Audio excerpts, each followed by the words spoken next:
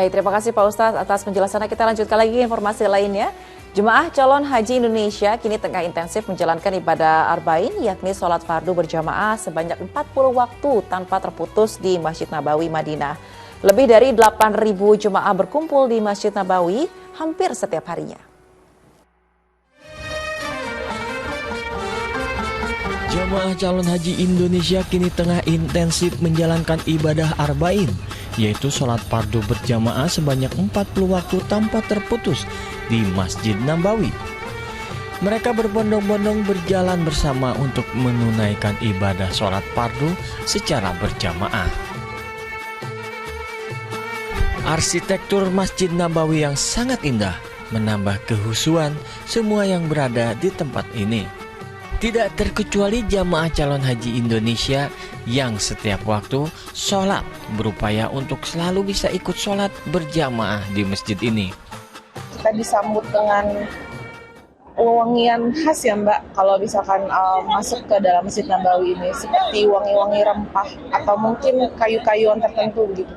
Doakan kami yang sudah sampai di Tanah Suci untuk bisa mengikuti semua rangkaian ibadah haji dengan baik, sehingga nanti betul-betul kami pulang dengan mereka mendapat haji yang mabrur itu, Pak. Jemaah calon haji Indonesia akan berada di Madinah selama 9 hari dan berkesempatan melaksanakan sholat 5 waktu setiap hari di Masjid Nabawi ini. Lebih dari 8.000 jemaah berkumpul di masjid pertama yang dibangun oleh Rasulullah Shallallahu Alaihi Wasallam. Puji Agus Subekti melaporkan dari Madinah, Saudi Arabia. Masya Allah, indah sekali suasana di Masjid Nabawi, apalagi bisa melaksanakan ibadah sholat Arba'in 40 waktu. Nah Pak Ustadz, ini pertanyaannya mungkin bisa lebih diuraikan lagi, apa yang dimaksud dengan sholat Arba'in di Masjid Nabawi dan apa saja keutamaannya, lalu kata Arba'in di sini, sebenarnya itu 40 waktu sholat atau 40 hari? Ya, memang ada setidaknya 2 riwayat hadis yang agak berbeda. Yang satu menyebutkan 40 hari, gitu. Hadisnya kurang lebih begini, barang siapa yang sholat 40 hari berjamaah dan setiap jamaah itu mendapatkan takbiratul ihram yang pertama, gitu. Takbir yang pertama artinya nggak sampai kelewat lah, nggak sampai masbuk. Nah itu disebutkan 40 hari. Orang yang melakukan sholat berjamaah terus 40 hari seperti itu dijamin akan terbebas dari neraka. Kemudian kedua, terbebas dari sifat sebagai orang munafik, dijauhilah dari sifat-sifat munafik. Itu satu hadis. Yang satu riwayatnya menyebutkan barang siapa yang sholat di masjidku. Ya, ini masjidku ini maksudnya adalah Masjid Nabawi. 40 sholat, 40 waktu. Nah, artinya tidak harus 40 hari, tapi 40 waktu. Satu hari ada 5, berarti cukup 8 hari. Itu artinya sudah 40 waktu kalau terus-menerus kita berjamaah di Masjid Nabawi.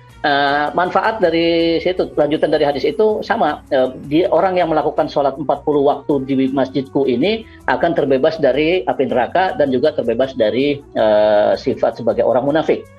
Cuma ketika kita lihat pembahasan ulama-ulama atau pakar-pakar hadis, itu yang pertama hadisnya dianggap lebih kuat daripada yang kedua, yaitu 40 hari sholat berjamaah tidak harus di Masjid Nabawi dan dapat takbiratul ihram bersama imam. Jangan imam sudah Al-Fatihah atau sudah ruku kita baru datang. Nah itu yang dianggap lebih kuat oleh sebagian ulama, sebagian besar bahkan.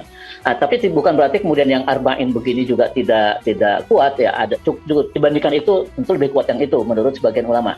Artinya kita boleh saja menganggap hadis yang ini, mengikuti hadis yang ini, yaitu sholat 40 kali atau 48 hari, 5 kali 8 itu ya, 8 hari, itu boleh dan insya Allah akan mendapatkan pahala yang dimaksud oleh Rasul tadi juga.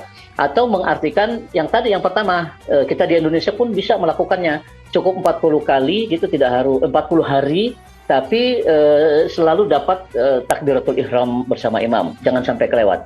Nah, kadang-kadang orang nggak bisa menjaga rutinitas atau kontinuitas yang semacam itu. Baru dapat sholat 15 kali atau 15 hari, besoknya ada halangan, dan seterusnya dan seterusnya. Nah, kalau kita bisa melakukan itu, insya Allah dua hal yang dijanjikan oleh Rasul akan kita dapatkan, yaitu terbebas dari api neraka, dan kedua terbebas dari sifat sebagai orang munafik. Kita tidak akan menjadi orang munafik, insya Allah. Gitu, Kak Wanda. Insya Allah, amin. Nah, Pak Ustaz, di tempat Nabawi begitu, ada satu tempat di Masjid Nabawi bernama Raudhoh. Ini boleh dijelaskan sebenarnya tempat apakah itu dan apakah istimewaannya ketika kita beribadah di Raudhoh tersebut? Raudhoh itu dulu kalau melihat hadisnya ya, itu dulu sebelum yang kondisi masjid yang sekarang, itu posisinya antara rumah Nabi dan tempat beliau mengimami sholat, masjid ya, masjid beliau. Nah, itu antara rumah dan tempat beliau mengimami sholat itu disebut Raudhoh.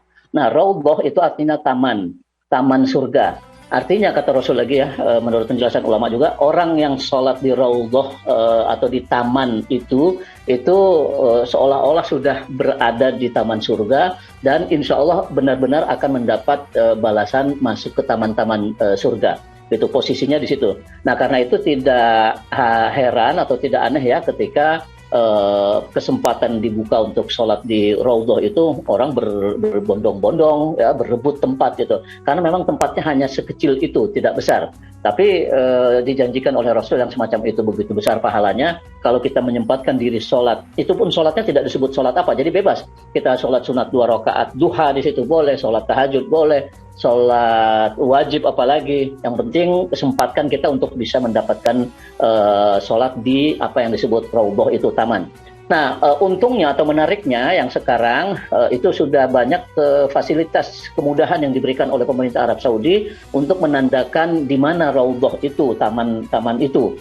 Itu dengan memberi karpet berwarna hijau. Terakhir saya ke sana itu begitu, dan saya kira sampai sekarang masih seperti itu, diberi warna hijau berbeda dengan karpet pada bagian-bagian yang lain.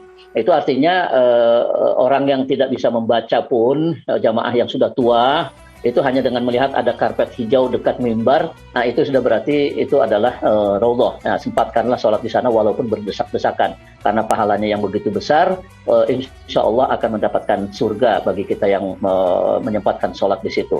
Gitu sekira Kak Wanda. Baik, pertanyaan selanjutnya Pak Ustaz, ini di Masjid Nabawi kita tahu ada makam Nabi Muhammad. Apakah ada sunnah yang dianjurkan saat kita berziarah ke makam Nabi?